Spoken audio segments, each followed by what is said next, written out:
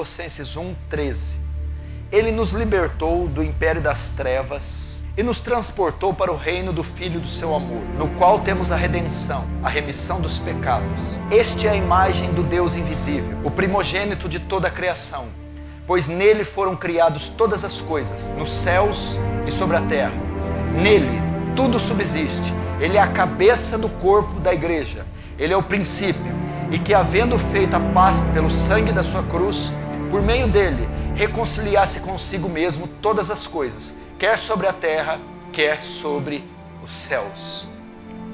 Presta atenção, eu vou falar aqui, à luz desse texto, sobre a supremacia de Cristo, a soberania, a suficiência. E eu vou usar esse texto para mostrar a você a supremacia, a proeminência, a glória do Filho de Deus, e que ele seja exaltado através desse texto. Ele começa, ele nos libertou do império das trevas. Ele começa a narrar a obra de Jesus. E ele vai dizer que ele nos libertou do império das trevas. Primeiro Paulo vai dizer aos Colossenses da realidade do mundo espiritual. De fato existem essas hierarquias que eles estão dizendo. Eles são reais. Não ignore as forças invisíveis. Mas Paulo vai dizer da obra de Cristo. Estávamos sob o domínio de Satanás, sob a custódia de Satanás, sob a tutela de Satanás, sob o cativeiro do diabo. Mas Jesus veio e nos libertou do domínio, da escravatura, dos grilhões de Satanás. A palavra libertou no grego significa atrair para si.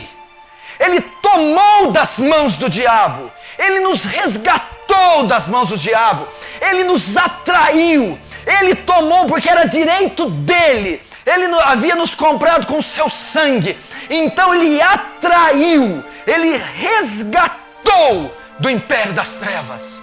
Estávamos presos dos pecados e escravos de Satanás. Agora estamos livres dos pecados, estamos sob os cuidados de Cristo. Havia uma sentença sobre você. Você era inimigo de Deus. Sobre você pairava a ira. Essa era a sua situação. Ele tirou você das trevas para a luz, da morte para a vida, e mudou a sua situação de forma que Deus decretou uma sentença favorável a você, te tornando justo. E transportou para onde? Para o reino do Filho do seu amor. Que reino é esse? É o reino que ele transportou você. Você já é parte deste reino. Você só ainda não viu a consumação dele. É um reino eterno. Ele transportou você para um reino eterno. Oh, meu irmão, ele tirou nós do estado depreciativo, de um estado asqueroso, para nos colocar num reino que nunca mais terá fim. Nunca mais terá fim. Nós veremos glórias nos céus tão infinitas, tão impactantes, que nunca se acabarão. É isso que ele fez conosco. Paz perene, alegria perene, eterna, imarcessível, que não se acaba. Ele transportou para lá. A Bíblia ainda continua. Ele está dizendo a obra de Cristo, no qual temos a redenção e a remissão dos pecados. O reino de Cristo só poderia ser feito mediante a remissão dos pecados, ok? Pois são nossos pecados que nos tornam cativos. É o pecado que deu legado ao diabo para nos aprisionar.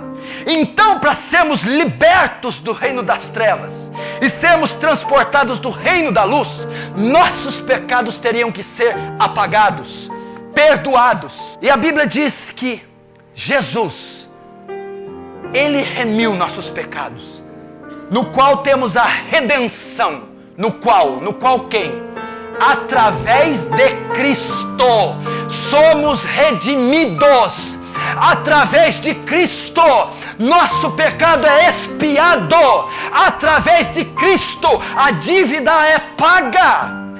para que nós fôssemos transferidos do reino das trevas para o reino da luz, um preço teria que ser pago para nos resgatar. Alguém deveria pagar um preço em nosso resgate. A Bíblia diz que Jesus nos libertou dos nossos pecados, da escravidão do domínio das trevas, pagando um resgate. Ele pagou um resgate. Todo resgate tem um preço. E Cristo pagou esse preço. Qual foi o preço? O sangue de Jesus. Qual era a moeda que foi requerida para nos libertar do cativeiro? Então a moeda foi o sangue. Mas o que representa o sangue? Levítico diz: a vida está no sangue. A moeda que Deus usou para nos resgatar foi a sua própria vida. E aqui você vê a grandeza de Jesus. Aqui você vê a obra imensa de Jesus. Deus deu a vida dele para que ele viveu a nossa morte para que vivêssemos a sua vida. Por que ele deve ser adorado? Porque tudo foi criado por ele. Quando Deus disse: haja luz, o agente criador foi Cristo. Por isso ele deve ser adorado. Hebreus 1, 10, 12. E tu, Senhor, Jesus, no princípio fundaste a terra, Jesus, e os céus são obra de tuas mãos, Jesus. Eles, os homens, perecerão, mas tu permanecerás, porque é eterno. E todos eles, como roupa, envelhecerão, e como um manto os enrolará, e serão mudados. Mas tu é o mesmo, e os teus anos não se acabarão. Por isso ele deve ser adorado. A Bíblia não diz somente que tudo foi criado por ele, mas também foi criado para ele. Opa, temos algo aqui. Agora você vai entender o que quer dizer eu sou o alfa e o ômega. Todas as coisas foram criadas por ele, o alfa. Dele tudo se inicia, a primeira letra do alfabeto grego. Ele é o alfa, fonte da criação. E ele é o ômega, onde tudo aquilo que ele criou tem que convergir. Toda a criação tem um propósito: exaltar a beleza de Cristo, dar glória a Cristo. Tudo foi criado por ele, alfa. E qual o propósito de tudo ter sido criado?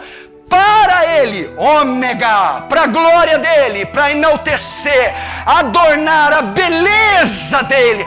Tudo existe para Cristo ser louvado, tudo existe para ele receber louvor, tudo que ele fez foi para ele ser cultuado, tudo que existe foi feito para ele ser adorado. É a supremacia de Cristo. Ele tem que ser honrado, adorado, aclamado, ao menos pela igreja, num mundo onde ninguém o adora. Sabe que texto eu gosto para exaltar mais a Cristo? Esse é para decorar. 1 Coríntios 8, 5, 6. Porque ainda que haja também alguns que se chamam deuses, quer no céu, quer na terra, como há muitos deuses e muitos senhores, todavia, para nós há um só Deus, o Pai, de quem é tudo e para quem nós vivemos, e um só Senhor, Jesus Cristo, pelo qual são todas as coisas, e nós, por Ele. Só um Deus, só um Jesus, só um Senhor, Jesus Cristo, o Filho de Deus.